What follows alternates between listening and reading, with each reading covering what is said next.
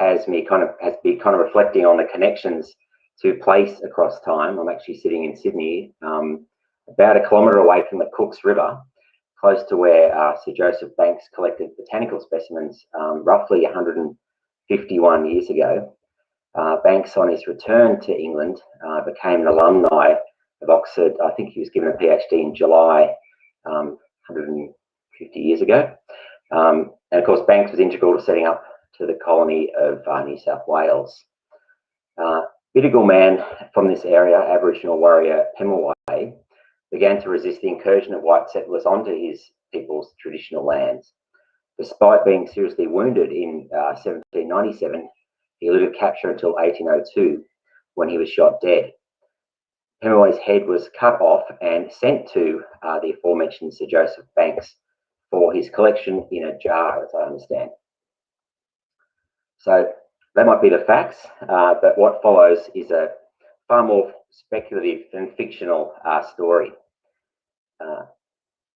October 1, 2020, Western Sydney, Australia. Still in a semi-Rona ISO, 10-year-old Australian Chloe Ying Chow is playing Fortnite.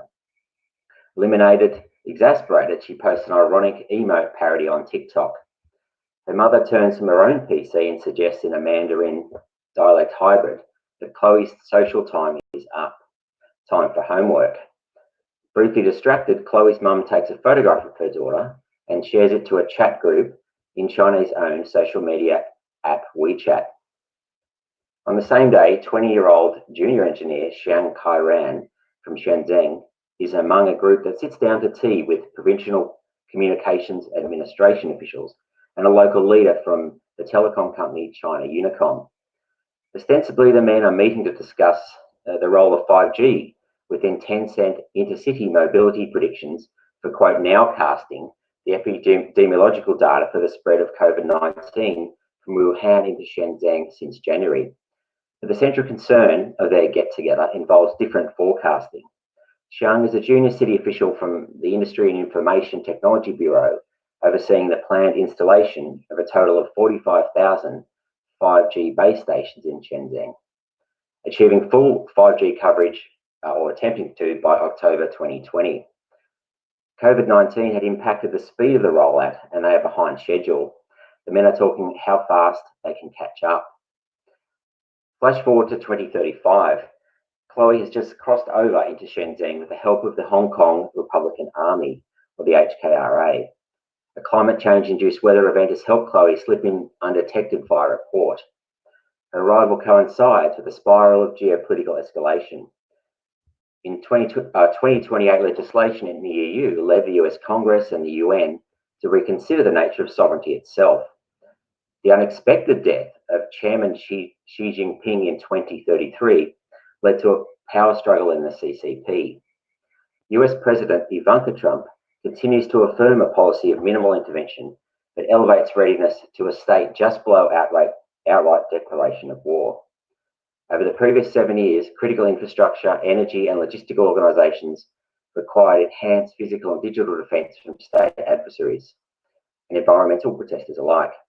Information has increasingly become central to production, the functions of civic identity and service delivery. A new breed of corporate warriors emerged as the cyber military services industry to defend this ICT infrastructure and data, and as the civil military relations blurred. Investment in the infrastructure of satellites in space and even the law of war began to change. Chloe is one of these operators. The flow-on effects of all these events has resulted in an escalation of the previously grey zone digital integrations of Taiwan into mainland political systems and destabilisation across the Indo-Pacific. A series of rolling, multi-vector, multi-wave, preemptive and sustained cyber campaigns across global cities ensues. In response, former state official and tech entrepreneur, now regional warlord, Liu Yongfu, has deployed a swarm of robot devices to control the city of Shenzhen. Whether this is to benefit China or himself in an internecine conflict is not clear, but the city is considered to be the base for many global cyberstorm events in other parts of the planet. The system is dependent upon the now aging 5G network backbone that engineer Xiang Kairen has control of as now the chief technological official in the city. The attacks also require the use of submarine cables near to where Chloe has come ashore, and their sabotage is one of the reasons she is there. Chloe is now a cyber mercenary, commanding a sort of a four-person team and a small swarm of air and water deployable sensor and offensive-capable automated UAVs or drones. Jokingly codenamed Operation Above the Neck, the op has a human target. Chloe's target is Shang Kai-ran. He is now a senior Internet of Things engineer in Shenzhen. Shang's biometrics are critical to the team's objective of sequencing a cyber typhoon, an event designed to create friction in the hub of China's information economy and military power. In the early to mid 2020s, China's cybersecurity was known to be exceptionally weak. This enabled a beachhead a foothold for a complex network of well-supported AIs to analyze, store, and predict. Chloe is using 9 years of surveillance data, especially the IoT feeds on Shang himself, to target him live. But right now, Chloe has a more immediate problem: her own ability to see. In the shift to Literal City, Chloe's face mask fogs up. She is forced to remove the Australian-made mask. A flurry of metabolite creates a sensor wake. She curses, then jokes about PM Penny Wong's 2028 promise that Lithgow would be Australia's Shenzhen.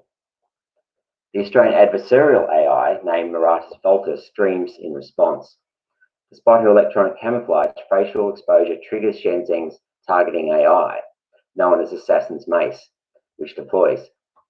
Archival information extracted from China's own data centers, facial and gait recognition technology identified Chloe. The snapshot her mother uploaded onto WeChat and the walking gait from TikTok post in 2020 became part of a matched dataset. In 2035, the AI predicts her next tactical move. Assassin's Mace integrates 5 years of Fortnite data to predict behavior, decision, and mobility in close quarter battle. Her own sensor swarm picks up the compromise and provides options. Just as Chloe pivots into alternatives, a Cyberforce livestream video is sent to her device she uses for local network comms. The video features her mother being murdered by a Polynesian PLA gang sleeper group in Western Sydney. The video is a deep fake confected from prior live motion data and algorithmically created in seconds. The video tech was designed to predetermine the behavior of someone like Chloe, generated just before an attack with the aim to deter and interfere with their decision tree ahead of battle. Trauma floods Chloe. The Elon Musk Neuralink brain-computer interface detects the neural explosion in the posterior cerebral cortex. The BCI responds, firing a charge across the electrodes embedded in her parietal cortex, while Canyon-delivered dopamine floods Chloe's prefrontal cortex, recalibrating intrinsic consciousness. In a rush of connectivity, Chloe's cortical sheet unifies a luminous here-now as a brief know-when. Reboot, cognitive clarity ensues. Instantly, she and a team swing into Plan B. They have access to the phones of both Shang Kai-ran's wife and a mid-level military intelligence commander reporting to the regional warlord, Liu Yongfu. A message is inserted on the phone of Xiang's wife, which suggests the IoT engineer is collaborating with the Taiwanese separatist movement, the TSM, and the HKRA. Simultaneously, a message that appears to be from the warlord himself is planted on the mid-level commander's phone. The fake message from the warlord suggests the intel commander examined Shang's wife's phone because he is suspected to be a traitor. Data has itself become a pure weapon. The kill chain of the automated drone system which surveils the city is triggered, and when 15 minutes later, a joint MPS, PLA, and PAP SWAT team raid the office of Shang's wife and download the data of her phone. The tech billionaire warlord's drone eliminates Shang. Chloe's team fired a tactical retreat to an emergency extraction rendezvous with UUV, so unmanned underwater vehicles, controlled from a distant Australian nuclear submarine. 2 of the team are killed. During the extraction, the UUV detonates an explosive charge placed against the Shenzhen submarine cables. So in this paper, I want to introduce at least the concept of Xenowar and speculate what it sort of means for strategy. Xenowar is an emergent state of war that simultaneously knows itself but is also alienated from itself. I guess some new readings of sort of post-Kantian German idealism kind of support the theorization I'm trying to make here. And the role of system and nature within Clausewitz is traced backward and cast into the future in this subsequent interpretation. I suggest a model, I guess, called Computational Clausewitz, whereby sort of digital computation's mature recursion between the membranes of Clausewitz Trinity has expanded the relationship between the character and nature of war without breaking it. So it's kind of examining how, I guess, in that early Hegelian period, what it means, the relationship between sort of recursion and contingency. So I'm arguing, I guess, that the first Xenowar has already commenced with data. So planetary replaces world, time replaces space, axiological risk chains replace sort of thermodynamic conflict, as does process loops replace subjective, metadisciplinary militaries and intelligence merge into sort of a form of increasingly climate change governance. And information is Xenowar's armature. Civilian data is the sovereign substrate, simultaneously military, objective, and collateral. And I guess I'm referring there to sort of section 52 of the LOAC, that just as I guess the Clausewitz and Trinity expands, we see sort of more of an extension of those particular laws rather than any particular new laws in relation to cyber. And also in this way, cybercraft begins to replace statecraft. Even though it's already here, it's just unevenly distributed. So in the speculative opening story, information war, detectable as data spun up and down in temporal scales into stack infrastructure. So war has a future, but there's no future in war. The future is cancelled, suspended in sort of a web of polarity feedback loops to define politics globally.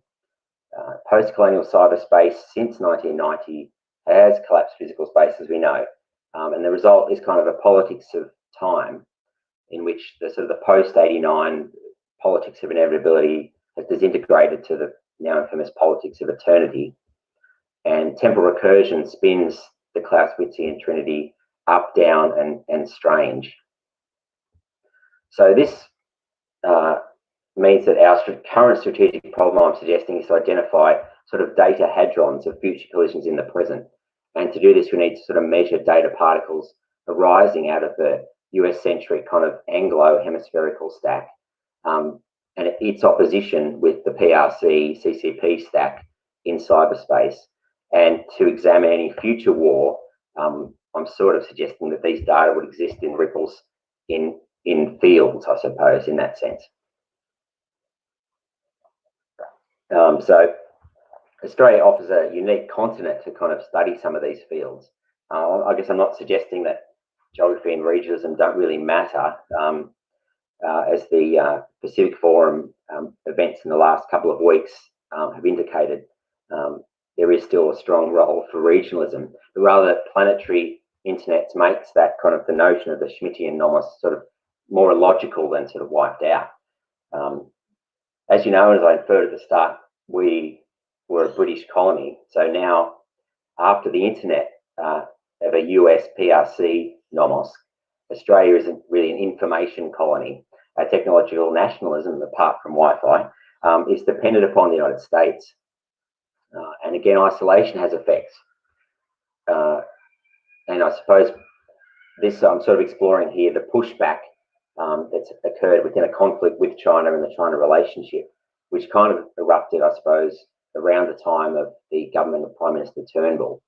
And so from this period, from roughly 2016, intelligence, signals, defence, diplomatic, ICT infrastructure, legislative resistance to PRC cyber influence, which we can discuss in more detail in the discussion time anyway, and critical infrastructure defence, encryption bills, the list goes on. And most recently, the ACCC looking to regulate Google and Facebook to seek their, how would you say, cooperation in paying our local media providers.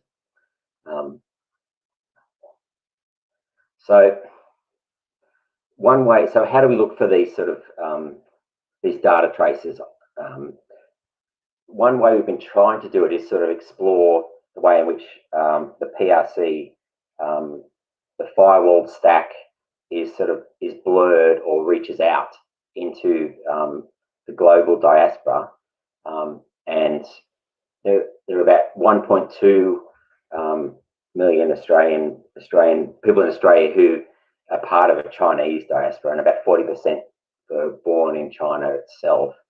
And it's not really a generalisation to suggest that the majority of the people from the diaspora do use WeChat, and particularly the official accounts. It may actually be as high as 600,000, almost half the diaspora is involved in receiving material from Mandarin language publishing news in Australia.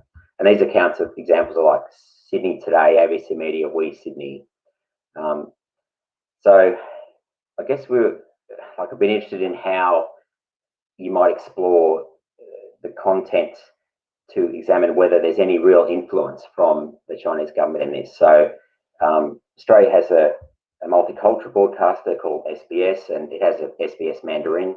So we topic modelled over some time the stories which SBS Mandarin produced, and explored that subject material in comparison with these other official accounts. So there's an obsession with terrorism, crime, and justice matters, which is disproportionate to the reality in Australia. They increased in both WeChat and SBS over this the data collection period, which was roughly 2017 through to 2018. So, but SBS have paid far more attention to Chinese politics and Chinese foreign affairs than the WeChat, and that disparity intensified since February 2017, and it's very, very low. So SBS maybe had 2.85% of its output was about Chinese politics and foreign policy, whereas the WeChat channels discussed, there was 37 out of the 13,699 articles, so which is about 0.2% of the output. And from March 2017, it didn't publish anything on Chinese politics. There's not one article for the next year, basically. And I think the ones that did exist, of those 32, I think 32 are basically reprints from mainland media.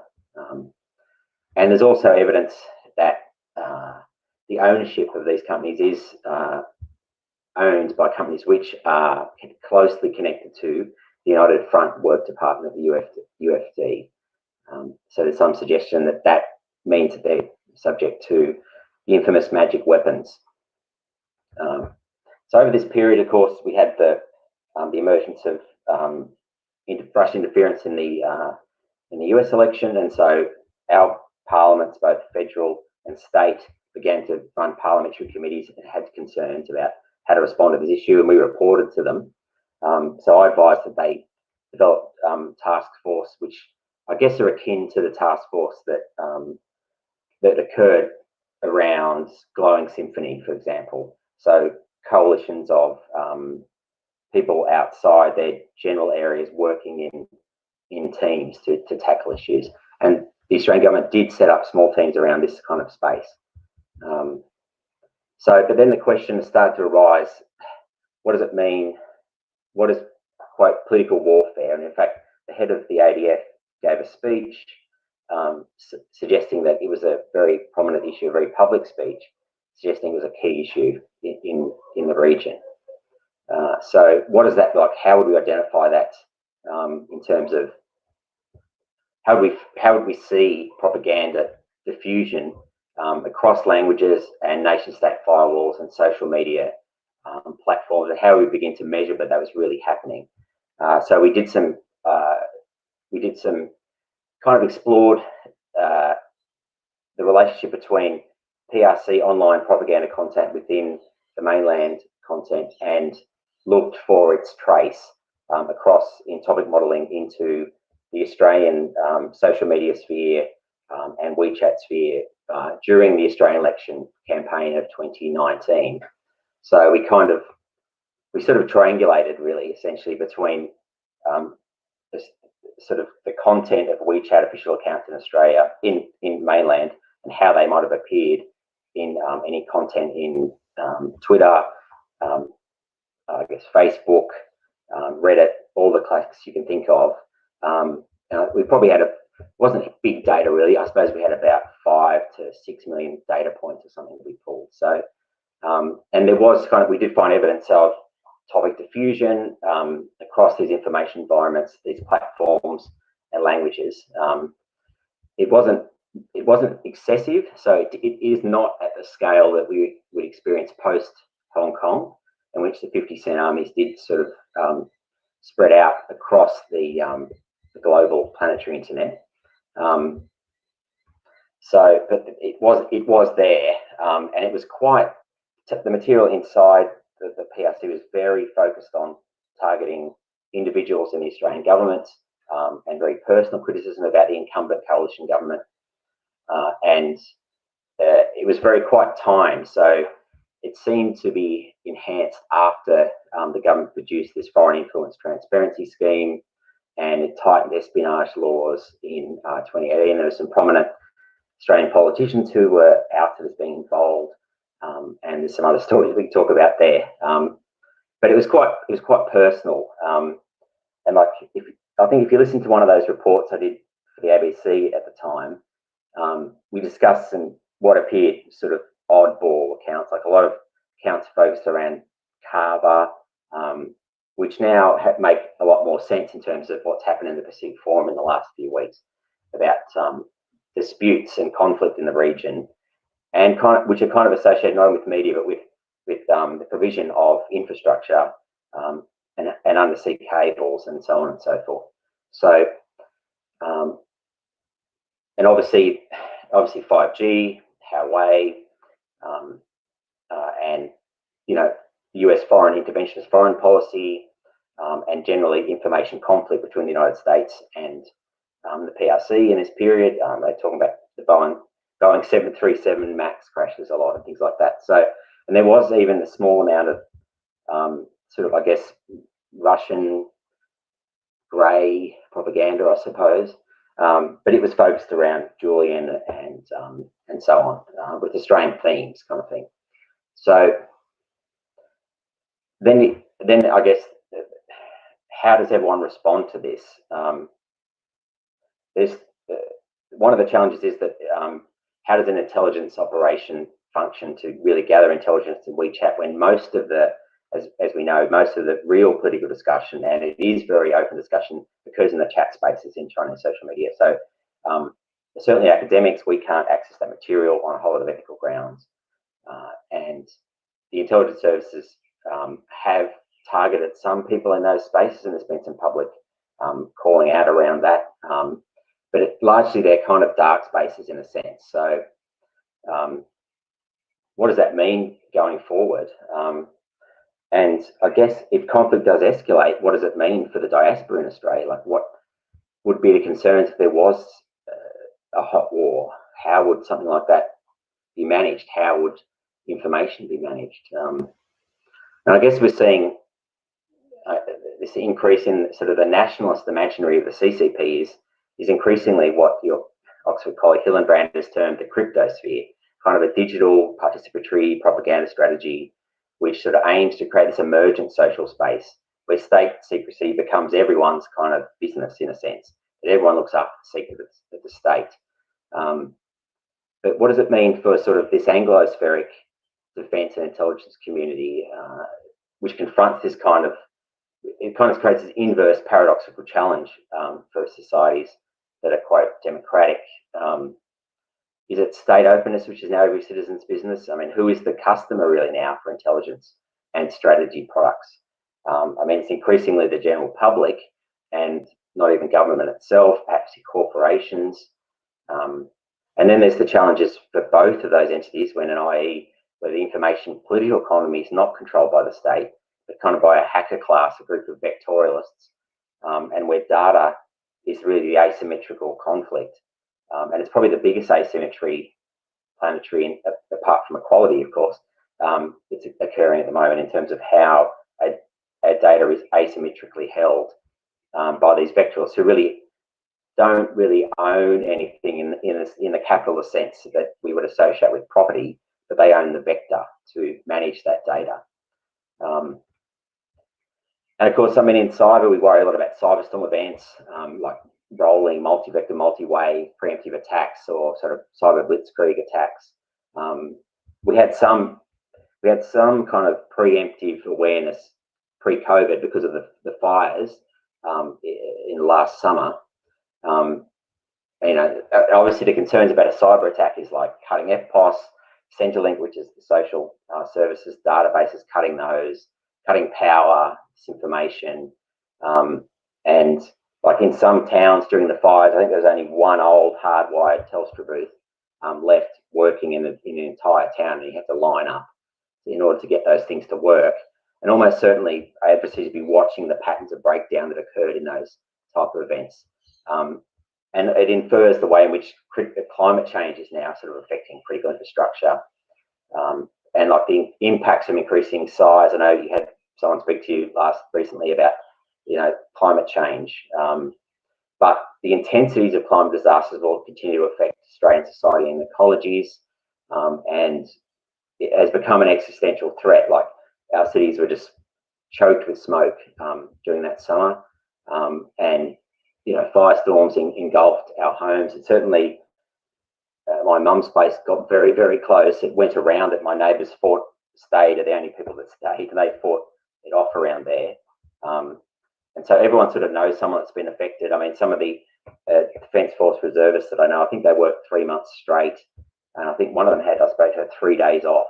And so we're seeing this kind of escalation, acceleration, convergence of risk, and the division between natural and information environment is also kind of converging. And of course, we've seen this with SARS and SARS-CoV-2 and COVID-19, which is probably going to, we think about this being 3 SARS events in, 17 years or something. So that means it's probably been mutating, maybe mutated in the 80s, the 60s, and maybe the 1940s out of that. So we're probably going to see an escalation. It's just going to continue. So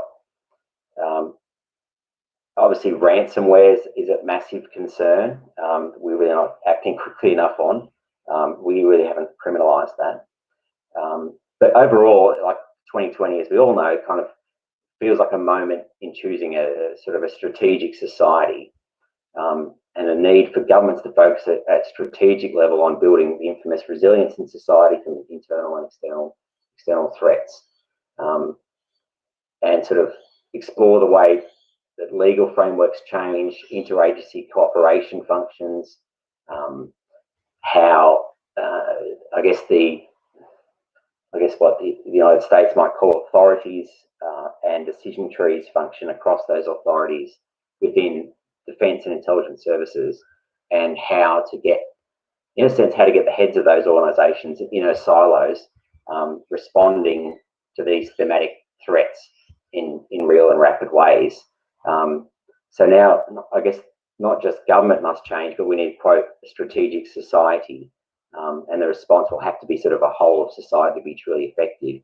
So, I mean, I guess one of my questions today is how would that take place? I'm kind of suggesting, because of the Xenowar argument, that we're sort of seeing this recurgency, and recursion is the dominant form of sort of human conflict, that Clausewitz is sort of forming into this trefoil knot, which is where the Trinity crosses in topological ways at sort of 3- and 4-dimensional scales. And that kind of means we're going to have to be thinking about how do we then, if it is recurgent and the future is in the present, but the future is equally dead, how would we reverse and engineer and change the rules of the game? Do we change the rules of the game, or do we change the game so that it has a different outcome? So I'll just end there. I've probably been blathering on for far too long. Coffee's just finally kicked in. And yeah, over to you guys about some further discussion. Great. Well, thank you so much, Tom, for that intriguing scenario that you painted for us, and also for that overview on obviously the very complex topic of Xenowar. So we are going to now open up the floor to Q&A. If you're on the call and you would like to ask a question, please use the raise hand function or type a question to the chat. And if you're joining us from YouTube, please feel free to type out a question there and we will read it out. Right. So I see, first of all, that Mark Sutherland would like to speak. If you'd like to go ahead, Mark. Hi, Tom. Mark Sutherland, Royal Navy Hudson Fellow. Thanks for the outline. I enjoyed wrestling my way through your paper, and I have to admit that I found it very hard to get any reference points or angles on for theories or approaches that I'm familiar with, other than the kind of scientific references. I wonder if you could phrase any of it in terms of frameworks that the non-specialist or such as myself might be able to kind of get an angle on the Xenowar concept with. Thank you. Yeah, so I'm trying to think about how, well, obviously, you'll be very familiar with the debate in the military about, you know, the Clausewitzian debate, is the nature or is it the nature of war, or is it the type of war that's changed? And it bounces back and forth in the military, that debate, in terms of how we respond to innovation and change fairly consistently. And when you speak to, I guess, those that have been involved in conflicts in the last, I guess, the postmodern conflicts of the last 20 years, there's an idea that war is persistent, war is a human element, but the nature of war doesn't really change over time. But the type of conflict and the way that it does change is a bit different. And I don't know, just that doesn't quite sit right with me. I'm not sure that really helps us. So I'm trying to sort of think about, okay, if we take the long view, what has happened in terms of, we go back to first principles, I suppose, and say, what is the information revolution really about? And I suppose it's about a new way of thinking about information, and it really took place in the Second World War, and a new way of managing knowledge that took place in the Second World War. So rather than maintaining a comfortable position by which we consider wars fundamentally the same, it's always human, it's always natural. Really, what does it mean for something to be natural now, when we're probably moving to an era where it's possible that humans are just a boot up species for another form of silicon algorithmic experience. So, and what does it mean for us to function in that experience? Does that change the shape of warfare itself? I'm suggesting, I guess, we're moving from a change of geometry to a change of kind of shape. So if you think of a treacle knot, it's kind of like a Moebius strip, which has 3 crossing points. As a knot of war that's permanently entangled, and the way in which the internet entangles us. So I guess the internet is a planetary scale formulation, which we have to sort of cooperate to compete in. So what does that mean when we're tied to each other in that way? What does conflict and competition mean in that sense? So it is, I mean, it's trying to take, and what does it mean to really consider the alien and the other? So if we say that nature, if we've said we've had this period of the Enlightenment, and we consider nature to be a certain things, what does it mean to say that often we say technology is not human, or it's not natural, whereas of course it's a product of the planet. So what does it mean that we would be confronted by? What does it mean to incorporate that alien into the system itself, and not in the sense of just the way that it changes geometry or the speed of war, but the way in which that which is invisible changes as well? Because I mean, we're really at the start of the computer information revolution in the sense. It's not, we think it's kind of, we call ourselves post-digital, but really, once the real revolution will happen when computation begins to happen between computers more effectively. So, I mean, I see a point about it being, it's kind of considering how do we consider technology from first principles. And it borrows a lot from Euclid there about what is cosmotechnics. Does China have a different view of what technology is, or are we both engaged in a technological revolution that is, like Heidegger would see, as cybernetic in terms of the period from the 19th century all the way through. So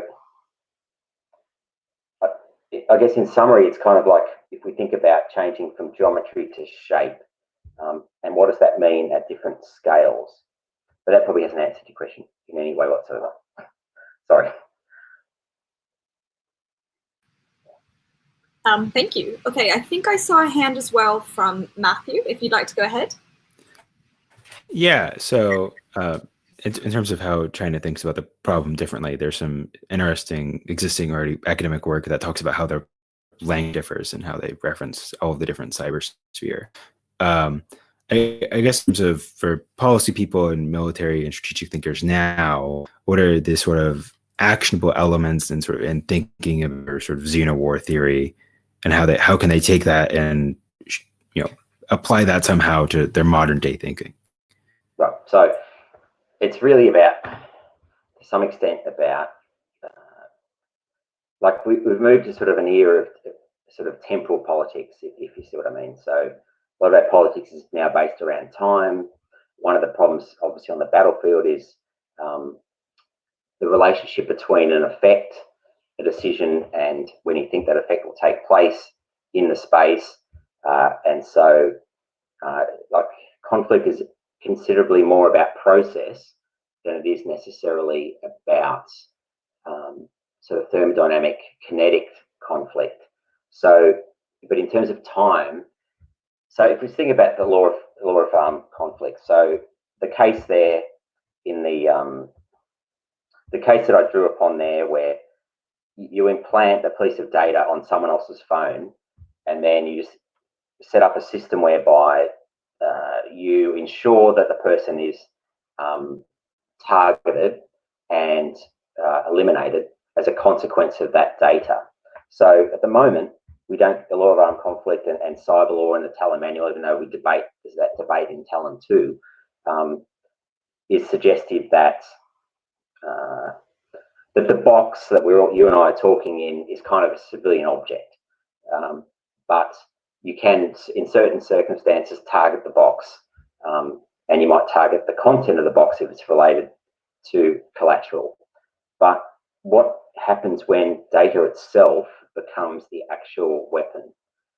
Then you're degrading Article 52, and you're just extending Article 52. So data has become still legally civilian data is a targetable object, and a legal collateral, if you think about it that way. So that means we'd have to be preparing for conflict which does extend in the present from the future. So like the example there is, of course, the way in which Chloe's data is used 10 years out. So what do we need to be thinking about today which could be used as a weapon asymmetrically in 20 years or 15 years time?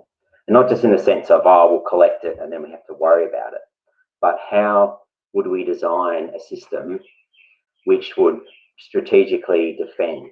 So say we're setting up, we want to set up spy versus spy, it's AI versus AI. How would you build a deceptive AI of a society? So how would you engineer, how would you design an outcome where you've re-engineered the rules backwards, both temporally and structurally, in order to defend something which you think might happen in 2035, but actually technically is kind of happening in the present and happening through that which is quite other to the human experience. It's not really, information is like a strange thing, really.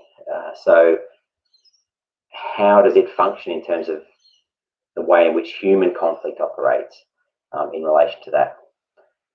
So it's, again, not very helpful answer aside from like how do we really get our heads around what is alien when we consider technologically that there is no division between technology and nature. What does it mean to emplace the human in that environment?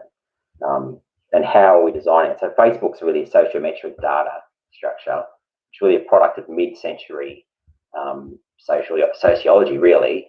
And so that structure has designed a particular outcome which we are now living in. So it's a mid-century product which produced this specific sociometric network modeling system of human interaction, which is not very Simondan at all, and very American. And that has created the outcomes that we're now experiencing, and they're exponential. So a power law functions in those. Are we going to see an emergent turn towards, like, politics really functions more like fluid dynamics now online than it does any old-timey kind of Aristotelian discursive structure? Does that mean there's going to be molecular democracies in the future, where democracy is related, democracy takes place between molecular structures? I mean, I think we'll see a future where, for example, we'll be fighting over ecologies, and ecologies will have to be defended. So we'll be fighting, so there'll be some that are carbon, what we might call carbon lock-in economies, for example. So Australia has the potential to be a carbon lock-in economy that's just in this perpetual loop. And what if we were to lock ourselves out and start to damage the planet? Would that mean someone would have to come and force us to do something else? So would force be used for other things, for example? That's one other practical implication of that. Thank you. So as I think a bit of a related question, we've had one sent in that's talking about this framing idea. So Graham asks, is part of the problem that we're trying to frame information warfare in the terms of military philosophers, such as Clausewitz, or for whom cyber itself would be quite alien, where we CCP are thinking afresh? Don't know if you have any thoughts on that. Yeah, so I guess my argument is that Clausewitz doesn't, cybernetics is not alien to Clausewitz at all. That at the heart of all these systems is recursion. And so if you go back and look at, I mean, Clausewitz, as we know, was probably, him and his wife were influenced by Hegel. And so if you look at Hegelian structures, it's more than dialectics. You'll see the emergence of this post-Kantian kind of inherent structure, which kind of has recursion at its heart. And we know, I think we can prove that Clausewitz operates in a non-linear fashion. So we can have that argument if you like, but I guess I'm saying that we are at the end of a cycle that is that period of German idealism all the way through to Heidegger and Heidegger cybernetics, really. And I mean, Heidegger says, you know, cybernetics is the new metaphysics, right? So, and he also says there's no, you know, the only way that China would become modern is to let go of its own self and become Western, and that's the kind of environment we're now in, where we're in this convergence together. So I think Clausewitz would have understood cybernetics. So, because what's at the heart of computation? What is the halting problem? What is Gödel? What is Turing really talking about? It's all a model around specific forms of recursion that emerged out of World War II, and now we're kind of at the end. We're at the end of one of those cycles. So I guess I'm trying to make an argument that Clausewitz is still relevant because of his early origins and how they relate to what is computation and how computation relates to that German sort of theory at that time, if that makes sense. Thank you. Our next question is going to come from Clara, if you'd like to go ahead. Thank you, and thank you, sir, for your talk. So you mentioned China, for example, and what would China say about technology? And I was wondering if you could develop a bit more on the relative strengths and weaknesses of autocracies in comparison to democracies within the cyber sphere or xeno warfare. I mean, it's one of the questions of the year, isn't it? I don't know that I've really solved that one. I mean, I think it's compelling that there is a cryptospheric approach to information within the PRC, and so everyone is kind of responsible for those kind of secrets. And the obvious reputation to that is, of course, that how do you innovate in that space? And the PRC has had a great deal of challenge, aside from maybe science fiction developing a coherent culture industry, which you would expect to be the next phase of an economic development, where I guess whereas labour cost as a comparative advantage is really in decline for the PRC. It needs to develop its own internal consumer model. It's a challenge. How would you develop a cultural consumption model in such an environment, an autocratic environment? And then how would you compete? How would geoeconomics compete in terms of how would you develop your own economy, which is independent and not dependent upon export in order to compete? And that's obviously one of the questions we're looking at the moment. Where is that going to go?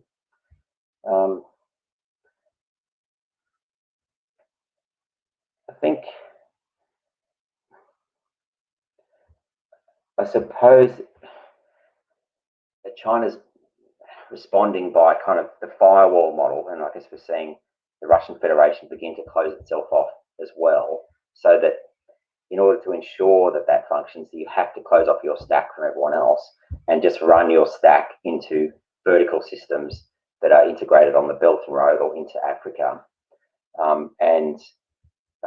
But then the Western Anglosphere model has a challenge as well in terms of the way in which data becomes asymmetric, and it's owned by large interests as well.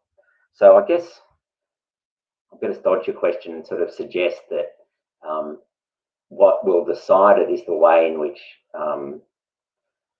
we begin to compete, or political systems deal with the problem of data and the problem of how we structure a system that is no longer about an 18th century model and is more about a Anthropocene model, where we have to make, say, carbon the basis of our systems rather than an ecosystems the base of our systems, and they're holistic systems that really have no outside. So autocracies will be able to defend themselves from that to some extent, but when will the pressure, the geoeconomic pressure between their dependence upon either selling carbon out or selling exports become such a pressure from other countries that conflict arises between them? They can probably keep themselves going quite happily inside, and that's kind of part of what I'm saying as well, that if you keep the loop closed, you generally keep things going okay. It's where the crosses and the breaks begin to change, and deformations occur at sort of third, fourth dimensional scales that we can't really see or foresee at this point, is where it'll get difficult for those autocracies. I mean, I think Xi Jinping will probably be alive and ruling until 2033. We're seeing some conflict in Russia, of course, at the moment, but again, we could be looking out until the 2030s until we see the structure change. So it's going to be like that for some time, I think, which again is a rambling and non-answer again. I'm sorry about that. Thank you. So we've got a couple questions that were sent in. So one of them is, is kind of following on what you were just saying, talking about democracies and autocracies, and maybe you could just expand a little bit more on whether you think that democratic countries are at an inherent disadvantage in information war due to being open societies. And if I may, I'd like to tack on a little bit onto that question, because you mentioned before that there is a bit of a weaponization of civilian data, for example. I'm wondering how you think the the issue of privacy plays into this, and what can be done, if anything, to try to protect the privacy of those civilians that might be having their data weaponized in these future scenarios. Yeah, so I'm going to be very pessimistic and say I think that's actually already over in a sense. So so the answer is yes. Obviously, democracies have a disadvantage because democracies, quote, play by the rules, and that's information asymmetry is the way that you would tackle someone. You would attack their strategy.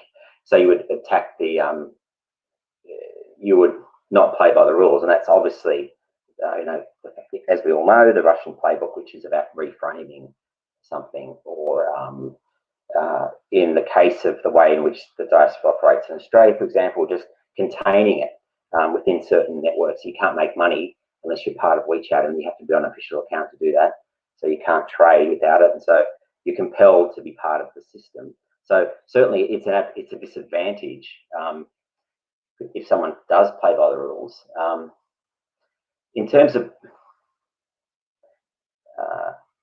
I don't think we can make AI ethical either. So I really don't think the way in which the algorithms and the AI are structured now, I'm quite pessimistic. I think will be that civilian data is now integrated into warfare, and we are ultimately targets. We're capable of being targeted through that, and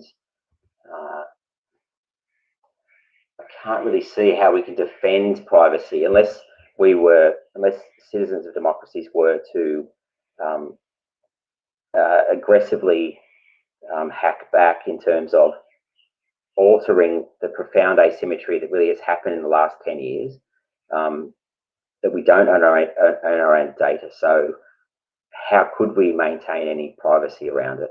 And when you generally when you speak in front of parliamentary committees, they worry a lot about, let's have digital literacy. But really, as we know, that's really not going to work. And how strong a regulation, even the Australian case, like the ACCC at the moment, is pushing Google and Facebook to challenge their role about monetization around data. But really, what will happen most likely is simply there'll be arrangements made about the way our data is shared between everyone else. So the only thing that might change is that as climate change and technology accelerates, and robots obviously are the victor in the pandemic, as the real sort of reinserts itself back into this model, that we'll see democracies be forced to change around far more molecular forms of democratic structure. So we might see expansions into, I guess, we'll see multi-species and ecosystems, and obviously perhaps even alien forms of intelligence begin to be slowly integrated into democratic systems as a response to the large-scale data, almost like voting at an VP6 level rather than 4. So, but I don't really think, I'm not sure how we can solve the privacy problem, because I think LOAC and 52 is over. Like, I think no one will ever break the rules because they're just going to expand it. And that's why I'm going with that class, the Taurus, the trefoil knot, because it's going to be an inflation rather than any radical break. Thank you so much. So in the interest of time, we've got our last question here, but I think it's perfect because I think maybe it's a bit of pushback on exactly that point of change that you just said. So the question reads, looking back to 2014 with Russia's so-called hybrid warfare in Ukraine, everyone looked at that and said, this is the future of warfare, traditional warfare of guns and tanks, that's out. And yet, when Russia became involved in Syria, we as an international community were reminded of the importance of traditional means of war, as cyber took a backseat. So how confident are you that data and cyber will really come to reign supreme in the future of warfare as you predicted? Well, I mean, it already does. I mean, if we take the case of Syria, like, what did we see? We saw a lot of operational flights, and we saw a lot of certainly in the public, in terms of us as the public, we saw a lot of impact upon civilians and physical damage. But really, what was going on is electronic warfare, confrontation between assets, and the way in which the electromagnetic spectrum conflict was tested and found to be wanting in many cases. So it's not like there's a. It's a bit like the Great Dismal's quote. That's why I borrowed the Great Dismal's quote to some extent. It's not like the future's already here, but it's just not evenly distributed, and it happens at scalar level. So if you're unfortunately a Syrian civilian, then you experience kinetic effects. But at the level of military conflict, what was really going on was there was electronic confrontation between Russia, and I just wrote a paper exploring about considering whether informationally the Australian Open was targeted by the IRA as a consequence of both MH17, which is kinetic obviously, but and the way in which Australian assets were in conflict in the air over Syria at electronic levels, not really, you know, in a conflict sense, but in terms of the spectrums by which things are happening on. I think it's more that statecraft is in decline, and that cyber warfare in a Clausewitzian sense is persistent and ongoing, and it's not like it's already there. We can go through the new examples in Australia. It's already present and persistent, and so we need to make this distinction between war and warfare. So cyber warfare is persistent, and statecraft is in decline. It doesn't mean we're going to have necessarily some big cyber storm event, which I'm sort of describing. But where is that critical infrastructure? It is located in our media. It is located in what we do every day as citizens, and that's where the conflict is happening. It's not happening in other places. So, like, we know that's happening now, and so that is a persistent effect, I suppose. Well, thank you so much for that. As we're coming up on the hour right now, I think we'll end the Q&A there. But do you have any final words you'd like to share before we do our wrap up?